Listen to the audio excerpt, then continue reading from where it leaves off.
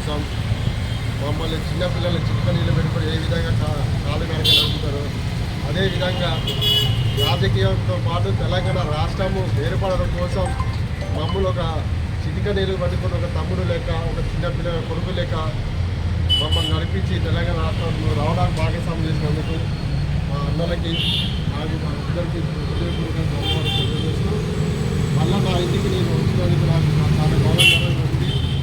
కొన్ని కారణాల వల్ల కాంగ్రెస్ పార్టీ పోవడం జరిగింది.